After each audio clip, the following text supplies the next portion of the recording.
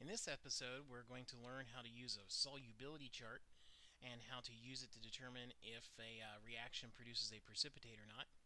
And we will also take a look at what's called an activity series.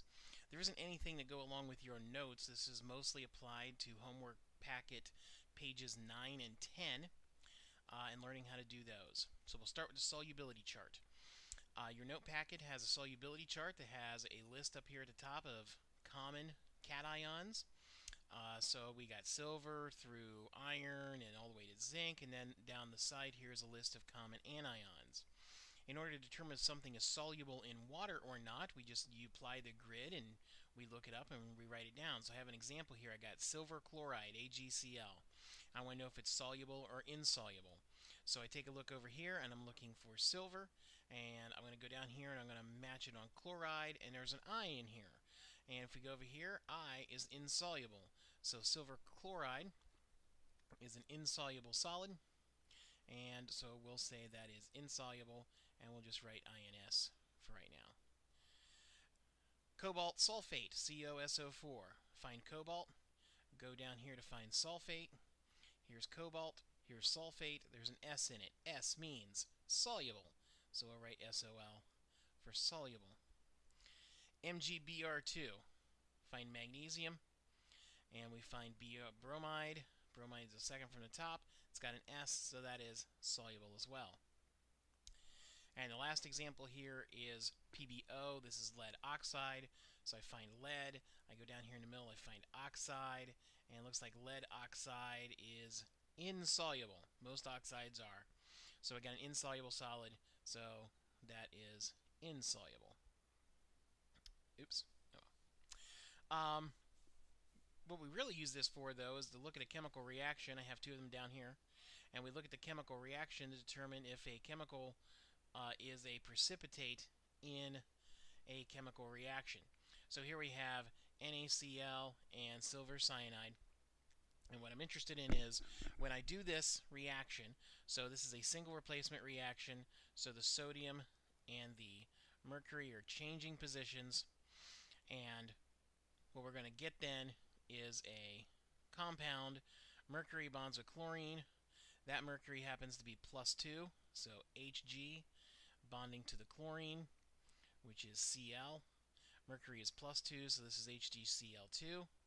Plus, we have sodium bonding to the cyanide, so Na and Cn.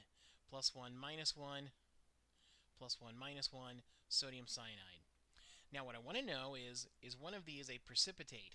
Precipitates are all of the insoluble things. If it's insoluble, it means it doesn't dissolve in water, and so you'll see it form. So let's look up mercury chloride. So I find mercury, Hg, I go down and I find chloride, and that says insoluble. If it's insoluble, it's going to form a solid. And so in a chemical equation, the way we write that is with an S. I didn't give myself enough room there, but you get the idea. And then we do the same thing with the sodium cyanide. Find sodium. All sodium compounds are soluble. So if it's soluble, you write an A followed by a Q for aqueous in solution. And that comes from the front of your Chapter 8 notes on symbols used in chemical reactions. Next reaction, we have barium cyanide, BaCN2. There should be a subscript 2 right there. And nickel bromide. So in this chemical reaction, the barium and nickel are switching positions. So the barium is going to bond to the bromide, Br. Barium is a +2, Br is a -1, so BaBr2.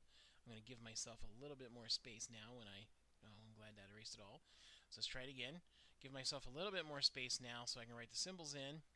So the barium and the bromide form the nickel and the cyanide. Nickel's a +2, Ni. I gave myself too much room there. NiCN. Nickel is a +2, cyanide is a -1. And so we need to wrap the cyanide in parentheses and put a 2 right there. So let's look this up. And what we're interested in is, let's do the barium bromide. So barium to bromide, soluble. So if it's soluble, it dissolves in water, so that gets an AQ in parentheses. Nickel cyanide. Find nickel, find cyanide, and that's got an I on it. So nickel cyanide is insoluble, so that forms a solid in a chemical reaction, and we give it an S in parentheses. So, using this table, pretty simplistic. On the test, there'll be things for you to just simply look up like this, and there'll be things to write in as well. Alright, now let's go on and let's take a look at the activity series. The activity series is a list of elements with the most reactive elements up here at the top and the least reactive elements down here at the bottom. Some activity series are reversed. And this activity series that I have in your notes is also telling you how it reacts with water, how it reacts with acids, and how it reacts with oxygens. There's also another table of halogens over here that shows you the activity of halogens, but halogens are just in the order they are on the periodic table. Fluorine being the most reactive, and iodine being the least reactive of the iodines. How do you use this? Well, usually you use this by simply doing single replacement reactions and determining whether this reaction happens or not. So here we have a single replacement reaction, and up until now we've assumed that these reactions always happen. Well, now we can use the activity series to determine if they do or not.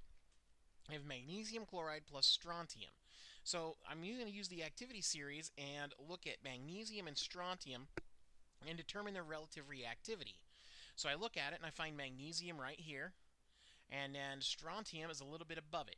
Strontium is more reactive than the magnesium is. So the strontium wants to bond with the chlorine more than the magnesium wants to bond with the chlorine. So this reaction is going to happen, and the strontium and the magnesium are going to replace each other. So I'm going to get strontium, Sr, bonding to chlorine. Strontium is a +2, chlorine's a -1. And the magnesium gets booted off because it's not as reactive. So this reaction happens, and here's our prediction. In the next one, I'm using the next couple examples to show how you use the table to determine if it reacts with oxygen, water, or acids. So manganese plus oxygen. So I find where manganese is, and I read about that group of elements and determine if it reacts with oxides. And it says reacts with oxygen forming oxides. So this is going to form manganese oxide. So I know manganese oxide is MnO. Manganese is in the transition metals, and I'm just going to assume it's a +2, and oxygen's a -2. It may have a different oxidation state. That's not the point. The point is we can use the activity series to figure out that it does bond with oxygen. So MnO is my best guess right now. Do the same thing with water. Nickel plus water. Let's read about nickel. So we find nickel on the chart, nickel.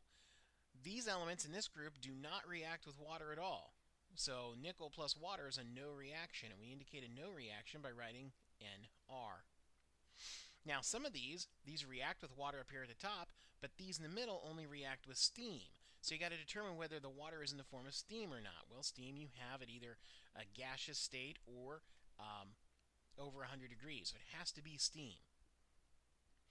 Lead and an acid, sulfuric acid rather.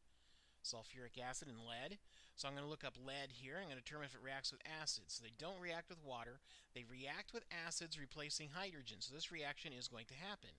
The lead and the hydrogen are going to switch positions. The lead's going to replace the hydrogen. So I'm going to get hydrogen gas being made, and the lead is going to react with the sulfate, making lead sulfate. Lead is in the +4 column. It usually forms a +2 though. So I'm just going to make this and say this is lead +2 and this is sulfate -2. And so the formula is simply, let me undo that. The formula is simply PbSO4. And the last one, this again is another single replacement. So I'm going to compare copper and aluminum. So I go over here, I find copper. Where's copper at? Copper down here at the bottom. And aluminum is up here higher than copper. So aluminum is more reactive than the copper is. So the aluminum wants to stay bonded to the phosphate more than the copper wants to bond with it. So copper can't replace the aluminum in the series. So the aluminum is going to stay bonded, and you're not going to see any reaction at all. That is a no reaction. All right. You should now be able to work on pages 9 and 10 in your homework packet and get those completed. Thank you very much.